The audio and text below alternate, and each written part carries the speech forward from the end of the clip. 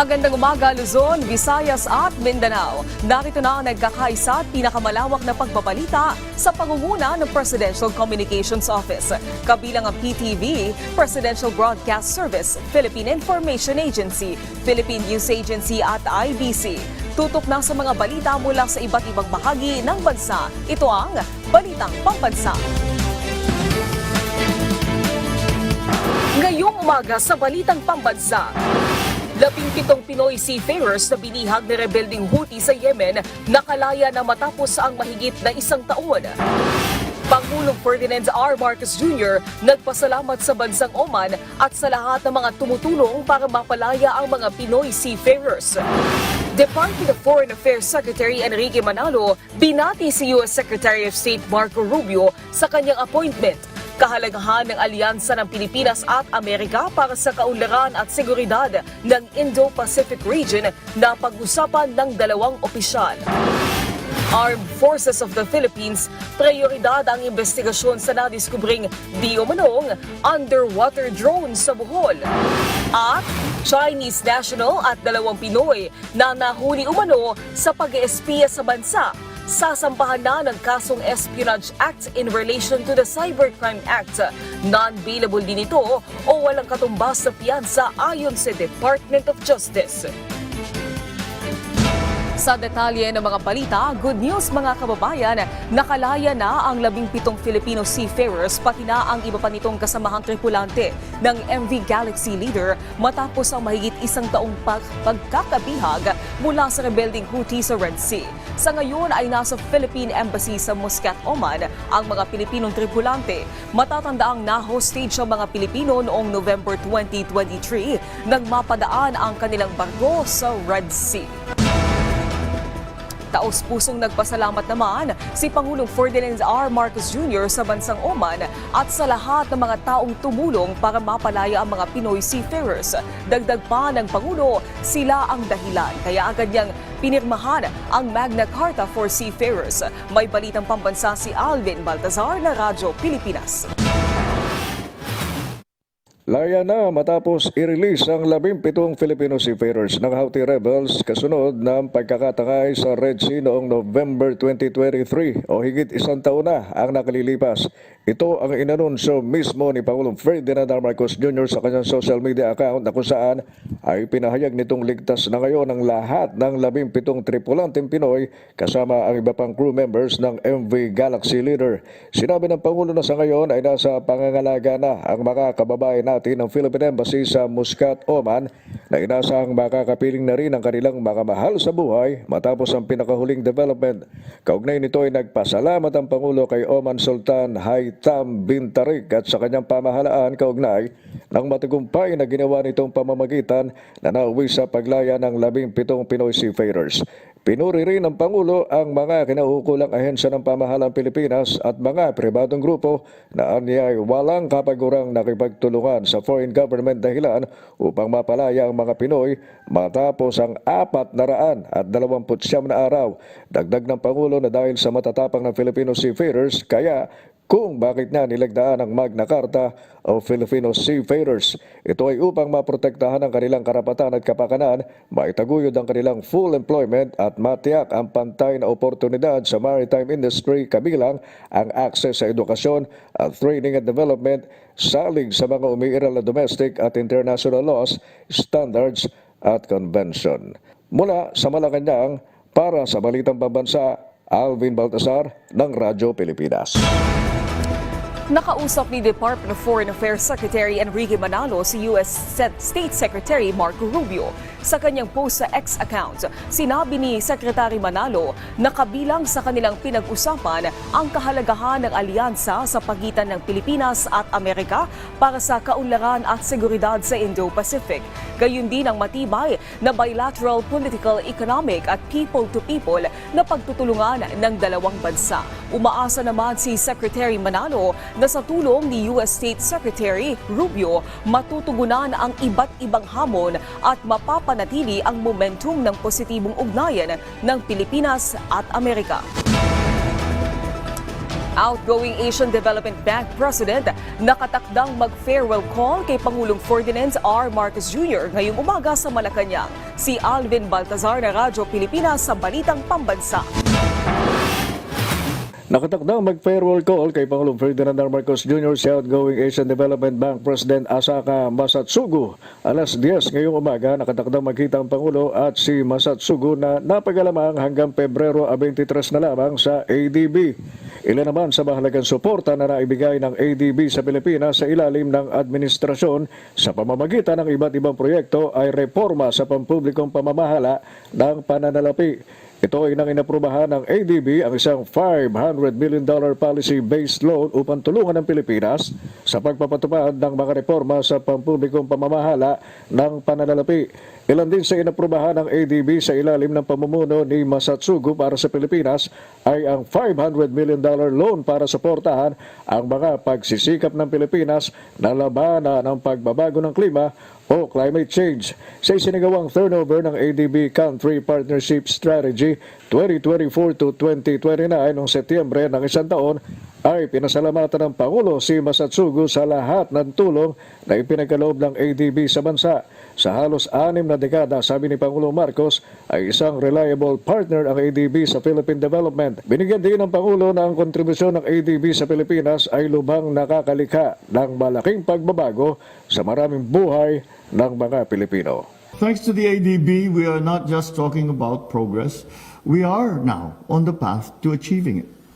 Your contributions have turned hope into reality and made a profound difference in countless lives here in the Philippines. For that, we are very grateful. Para sa Balitang Pambansa, Alvin Baltazar ng Radyo Pilipinas. Tiniyak ng Department of Budget and Management na sapat ang pondo sa mga ahensya ng pamahalaan. Ayon sa DBM, nakahanda silang punan ang mga kinakailangang pondo para sa mga mahalagang programa at proyekto ng gobyerno. Si Isaiah Mirafuentes ng PTV sa Balitang Pambansa. Pinatitiyak ni Pangulong Ferdinand R. Marcos Jr. sa Department of Budget and Management ang sapat na pondo para sa mga legacy projects at program na naapektuhan na adjustment o pagbabago sa 2025 General Appropriations Act ng Kongreso. Kung maalala kasi, nitong buwan lang, inuutos ni Pangulong Ferdinand R. Marcos Jr. sa iba't ibang ahensya ng gobyerno na rebyuhin at tukuyin ng mga programa o proyekto na prioridad at handa ng ipatupad. Kasama rin ang mga kailangan muling bisitahin para sa posibleng savings para ma-reprogram o reprioritize. Sabi ng DBM, handa silang remedyohan ang funding deficiencies ng mga departamento para sa fiscal year 2025. Sa pamamagitan ng modifications ng allotment, ang paggamit ng savings para i-augment ang deficient items o paggamit ng contingent fund o on-program appropriations at iba pa. Una, sabi ng DBM, ang mga available allotments sa loob ng budget ng ahensya ay maaaring madeklara bilang savings.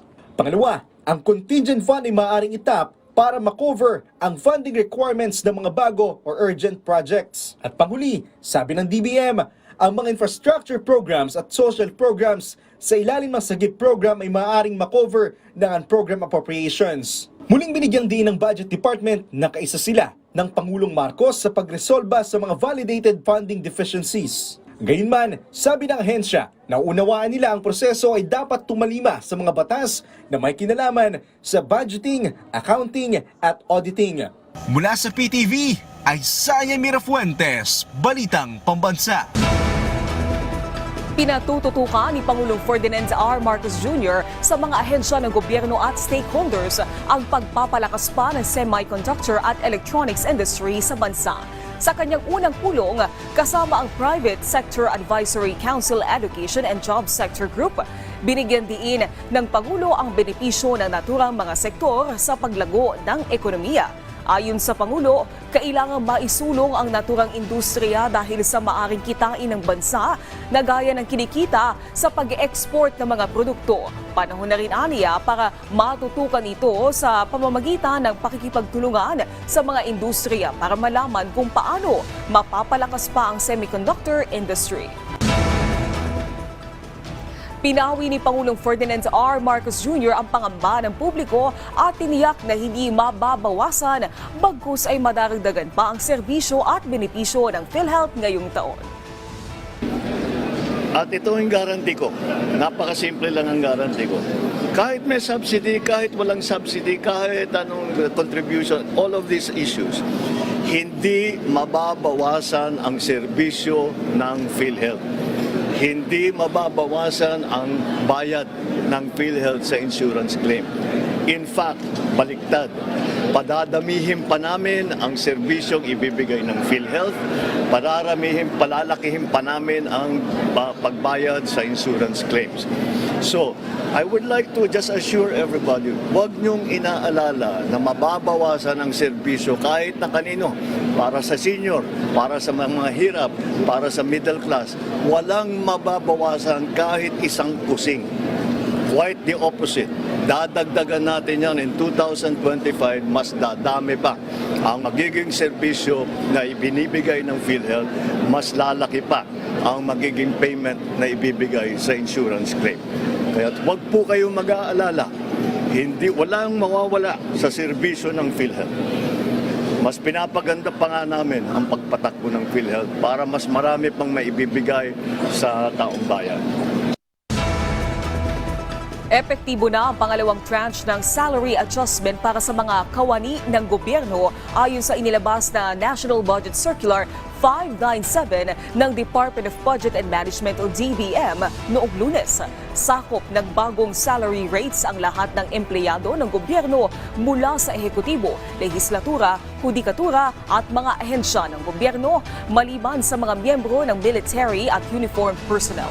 Kukunin ang mga kinakailangang pondo para sa salary adjustment sa Miscellaneous Personal Benefits Fund at mga nakalaang budget ng mga ahensya sa ilalim ng 2025 General Appropriations Act. Ayon sa DBM, ang mga gobyernong korporasyon naman ay kukunin ng pondo mula sa kanilang corporate operating budgets. Ang mga pagbabago sa sahod ay bahagi ng implementasyon ng Executive Order No. 64 na layuning mapabuti ang sistema ng kompensasyon sa mga kawani ng gobyerno mula 2024 hanggang 2027. Hindi itinuturing ng Armed Forces of the Philippines na isolated incident ang naarestong Chinese national dahil sa umano'y pag-eespiya. Kabilang din sa tinitingnan ng AFP ay kung may koneksyon ito sa na-recover na submersible drone sa ating karagatan. Si Patrick De Jesus ng PTV sa Balitang Pambansa. Sa record na nakuha ng Bureau of Immigration, labas-pasok sa Pilipinas mula 2015 ang naarestong Chinese national dahil sa umano'y pang-espiya. May asawang Pinay daw ang naturang dayuhan. Ibinahagi na ng BI ang mga nakuha nilang detalye sa National Bureau of Investigation at Justice Department. Ayon kay BI Commissioner Joel Anthony Viado, walang ipatutupad na deportation sa inarestong suspect hanggat hindi naihahatol ang mga kaukulang parusa. Tutulong din sila sa pagtukoy sa mga posibleng kasabwat na nandito sa Pilipinas. Hindi itinuturing na isolated case ng Armed Forces of the Philippines ang pagkakahuli sa umano'y Chinese spy at kanilang iimbestigahan ang posibleng koneksyon nito sa iba pang insidente na may kaugnayan sa pambansang seguridad. It is part of a larger strategy na nag-challenge po tayo, nag-challenge po ang ating sovereignty and security. So therefore po sir, it is crucial po for us to view these actions as interconnected elements that is part of a broader plan. Patuloy ang pagsusuri sa mga nakumpiskang high-tech na kagamitan sa inarestong Chinese. Nakaikot na umano ito sa ilang EDCA sites at pasilidad ng militar sa Luzon, maging sa mga power plant at substations ng NGCP noong nakaraang buwan. Ito pong equipment niya, ginagamit po niya po na ma-map itong mga and ma-survey po ang ating mga critical infrastructures, mga strategic areas po. Kasama na po rito ang ating police and military camps and installations, yung mga ports po natin, ating mga pantalan. And ang dito, glaring din dito, Sir Mike, kasama po ang mga malls, which is mga matataong lugar. Tinutukoy na rin ang nasa likod ng ginawang pang-espiya ng suspect. Mula sa People's Television Network, Patrick De Jesus, para sa Balitang Pambansa. Sasampahan na ng kaso ang isang Chinese national at 2 Pilipino matapos ma-inquest dahil sa pag-espiya sa bansa.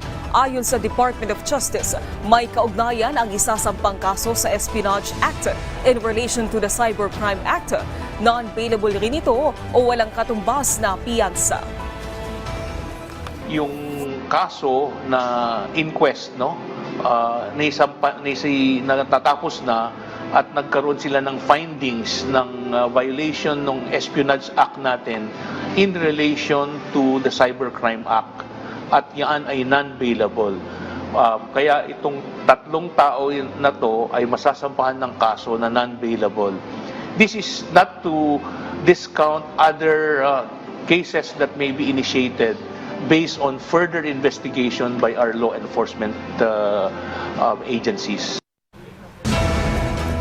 Patuloy na minomonitor ng Philippine Coast Guard ang mga barko ng China na pumapasok sa Exclusive Economic Zone ng Pilipinas. Bilang bahagi ng monitoring, pinalitan ng BRP Suluan ang BRP Gabriela Silang upang i-monitor ang namataang barko ng China o ang Chinese Coast Guard vessel CCG-3304 na iligal na pumasok sa layong 60 hanggang 70 nautical miles ng karagatan ng Zambales. Kahapon ng umaga, napansin din ng PCG na pinalitan ang CCG-3304 ng isa pang barko ng China na may bow number 3103. Mas maliit naman ang ipinalit na barko ng China kumpara sa barko ng PCG sa BRP Suluan.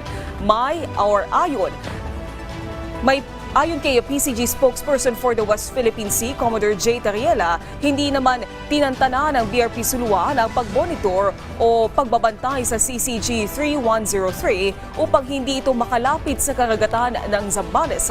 Alas 9 naman kagabi, naispata ng PCG ang monster ship ng China sa layong 130 nautical miles ng Zambales o nasa loob pa rin ng EEZ ng Pilipinas. Mula sa Philippine News Agency, iniimbestigahan na ng Armed Forces of the Philippines ang umano'y underwater drone na nadiskubre sa karagatan ng Bohol. Ayon kay AFP Public Affairs Office Chief Colonel Cerces Trinidad, nakipag-ugnayan na ang AFP sa Naval Forces Central upang matukoy kung sino ang nakadiskubre sa nakalutang na drone. Sa ngayon ay hindi pa hawak na militar ang underwater drone. Kaya naman, panawagan ni Trinidad sa publiko, partikular ang nag-post ng video na makipag-ugnayan sa militar sa kanilang lugar. Hinikayat ni Trinidad ang mga Pilipino na maging mapagmatsyag at isaalang-alang ang seguridad ng bansa.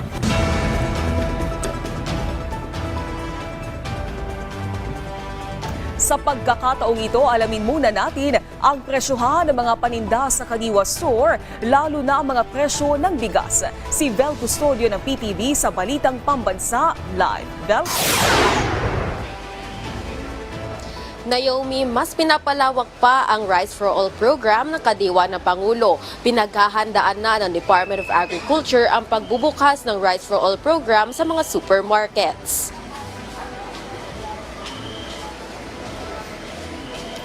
Noong nakaraang buwan, binuksan ng Kadiwa ng Pangulo Rice for All program sa mga public markets. Ito'y para gawing competitor sa mga bigasan sa layuning pababain pa ang presyo ng mga bigas. Ngayong buwan naman, puspusan na ang paghahanda ng DA para maging available na rin ang Rice for All program sa mga supermarket.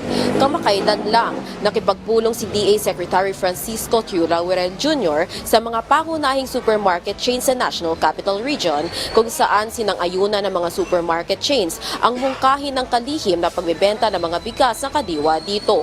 Ilan sa pwedeng pagpili ang bigas sa ilalim ng nasabing programa ang 5% broken rice na binibenta ng 45 pesos kada kilo, 25% broken rice sa 38 pesos sa bawat kilo, 100% broken rice o ang sulit rice na mabibili ng 36 pesos at 29 pesos kada kilo ng National Food Authority rice stocks na available para sa vulnerable sectors. Pinaplansya pa ng kagawaran ng agrikultura ang mga detalye para sa supermarket rollout ng Rice for All program, kabilang ang timeline para sa implementasyon nito. Patuloy rin nakikipag-ugnayan ng kadiwa ng Pangulo sa mga local government units sa Metro Manila para sa target na gawing available ang kadiwa sa 150 public and private markets sa Metro Manila. Samantala, patuloy rin ang pagmomonitor ng DA sa 58 pesos maximum retail price na imported na bigas sa merkado. Naomi, sa ngayon, available ang Rice for All program sa 20 kadiwa centers at public market kiosk, kabilang dito sa Kamuning Market at sa sa mga piling MRT at LRT station. Mula sa People's Television Network, Vel Custodio, Balitang Pambansa. Maraming salamat, Vel Custodio ng PTV. Nakatakdang mamahagi ang Ministry of Agriculture, Fisheries and Agrarian Reform ng 113,917.89 na ektarya ng lupa sa 67,777 na agrarian beneficiaries sa Bangsamoro Autonomous Region in Muslim Mindanao. Ayon sa Department of Agrarian Reform o DAR, bahagi ito ng Comprehensive Agrarian Reform Program ng pamahalaan na layong mapaunlad ang kabuhayan ng mga magsasaka sa rehiyon. Kabilang sa ipapamahagi ay ang mahigit 53,000 na ektaryang lupain sa Maguindanao, 32,000 na ektaryang lupain sa Lanao del Sur, pati na rin sa Basilan, Sulu, Tawi-Tawi at Cotabato City. Ang inisyatibong ito ay base na rin sa nilagdaang Memorandum of Understanding noong November 2023 ni DAR Secretary Conrado Estrella III at BARM Chief Minister Ahod Ebrahim. Para mas maging competitive ba ang turismo ng bansa, isinusulong ng Department of Tourism ang pagkakaroon ng visa liberalization sa India. Ayon kay Tourism Secretary Cristina Garcia Frasco, nagkaroon ng pagkakataon ng bansa na makapulong ang Tourism Minister ng India sa ASEAN Tourism Ministers Meeting sa Malaysia. Kabilang sana pag-usapan ang plano ng kasalukuyang administrasyon na magkaroon ng e-visa system para sa India at bilang paghahanda sa posibleng pagdating ng mga Indian tourist. Ayon kay Frasco, bumuo na ng mga joint working meetings sa India at nagpadala na rin ng business missions kung saan kasama dito ang mga private tourism stakeholders. The DFA has initially launched this system and we are hopeful that with the President's instructions na mas gawing efficient, professional, and globally competitive pa yung system na ito ay gagawin po ito ng DFA and ng BI. As far as the Philippines is concerned, the status of the liberalization of our visas should be compared to our ASEAN neighbors. Visa to be liberalized. But in terms of priority, it's really India that we're looking at right now for visa liberalization. Halos 70 pamilya ang nawala ng tirahan sa sunog na sumiklab sa isang residential area sa Isla Puting Bato pasado 2:00 ng madaling araw. Nasa 30 bahay na gawa sa light materials ang tinupok ng apoy. Ayon sa paunang investigasyon ng BFP, nag-overheat na appliances ang tinitingnang mitsa ng sunog. Hindi pa tukoy kung anong appliances ito. Wala namang report na may nadamay sa insidente. Pasado 4:00 ng umaga nang maapula ang apoy. Patuloy ang investigasyon sa nangyaring sunog. Land Transportation Office mahigpit na magbabantay sa dinagyang festival sa Iloilo City. Mga nagmamaneho ng lasing, binalaan. May balitang pambansa si Janelle Baclay na Radyo Pilipinas, Iloilo. Ipinakita ng Land Transportation Office Region 6 ang paggamit ng breath analyzer na ito para mahuli ang mga driver na lasing sa Iloilo City. Bukod sa breath analyzer, ang maduriin ng mga tauhan ng LTO ng body camera para walang lusot ang mga nakainom na motorista na masasangkot sa vehicular accident. Ang pinaigting na pagbabantay na yan ng ehensya ay kaugnay ng nalalapit ng dinagyang festival kung saan inaasahan ang kaliwat kanang party sa lungsod. Babala ng LTO pagmumultahin o posibleng makulong ang mga mapatutunayang nagmamaneho ng lasing. Patuloy naman na nakikipag-ugnayan ng LTO sa Philippine National Police para sa pagpapatupad ng Anti-Drunk and Drug Driving Act at matiyak ang seguridad sa dinagyang festival. Mula Iloilo, Junel Baclay para sa Balitang Pambansa. Positibo ang Tourism Office ng Daraga na mas maraming turista ang bibisita sa Kagsawa Festival ngayong taon. Kaya naman, ang lokal na pamahalaan puspusa na ang paghahanda para dito. May balitang pambansa si Paul Happy na Radyo Pilipinas Albay. From barangay to regional level, yan ang isa sa mga dapat abangan sa street dancing competition na highlight ng Kagsawa Festival sa darating na Pebrero. Ayon sa Daraga Municipal Tourism Office, ni-level up na nila ang mga aktibidad ngayong taon para sa mas masaya at makabuluhang pagdiriwang nito. At dahil binuksan na nila ang kompetisyon sa mga probinsya sa Bicol, positibo ang Tourism Office na dadagsa ang mga turista at bisita sa Daraga. Umaabot kami 1M. So, sana ngayong may festival, ma-reach natin at least madagdagan man kahit papano ang 0.2M. Bukod sa first time na magsasagawa ng human body painting, dapat din daw abangan ang konsyerto sa Kagsawa Festival sa February 8 kung saan dalawang sikat na banda ang iimbitahan sa naturang aktibidad. Nakipag-ugnayan din ang Daraga LGU sa National Museum Bicol para magbigay ng free tour hinggil sa pagputok ng Bulkan Mayon noong February 1, 1814. Bigyan natin ng knowledge yung mga ang kabataan at lahat ng mga willing na mag-participate at mag-join sa ating free tour. Ipinagdiriwang ang Kagsawa Festival tuwing Pebrero para alalahanin ang katatagan ng mga taga-Albay sa halip na gunitain ang mapait nila ang karanasan noong pagputok ng Bulkang Mayon noong 1814. Mula sa Radyo Pilipinas Albay, Paul Lapin para sa Balitang Pambansa. Mga mamamayan ng Aklan ibinahagi ang ilang himala na naranasan sabay sa pagunita sa Ati-Atihan Festival. May balitang pambansa si Sheila Patoza ng PIA Aklan. Umaalingaw-ngaw na tunog ng drum at lira, sadsad o ang pagsasayaw sa daan at pagsigaw ng Viva kay Senyor Santo Niño. Ito ang mga karaniwang tanawin tuwing Ati-Atihan Festival sa Kalibo, Aklan. Ngunit sa likod ng merrymaking ay mga mirakulo dulot ng dekadang debosyon sa Santo Niño di Kalibo. 5 years old pa lang kami, we were already dancing. At that time, siguro mga 1950s, our carro was the only one na nagpo-process. And the priest who accompanied the procession was behind our carro, and so was the band. Because dancing and singing is our form of prayer to the Santo Niño. And we would always shout, Viva kay Senyor Santo Niño. Ayon kay Cecil, ang Santo Niño di Kalibo ay tanyag na nagdudulot ng milagro sa mga mag-asawang hindi makaanak. Isa ang doktor na si Francis Albert Lu na ngayon ay nagtatrabaho sa Singapore na umuwi sa Kalibo taon-taon para sa panatang ito. My parents panaag kasi since they were together, and I was a product of a panaag kasi hindi sila magkaanak. So sinadsad and then I came out. Hiling lang ng mga deboto at mga Aklanon na maibalik ang elemento ng dasal sa pagdiriwang ng Ati-Atihan Festival. Dahil para sa kanilang mga Aklanon na umuwi taon-taon para maipasakatuparan ang kanilang mga panata. Importante na may espiritual na koneksyon pa din sa pagdiriwang na ito. Mula sa Philippine Information Agency Aklan, Sheila Patosa para sa Balitang Pambansa. Samantala, abangan sa programang Bagong Pilipinas ngayon ang panayam kay Presidential Commission for the Urban Poor Chairperson Attorney Maynard Sabili.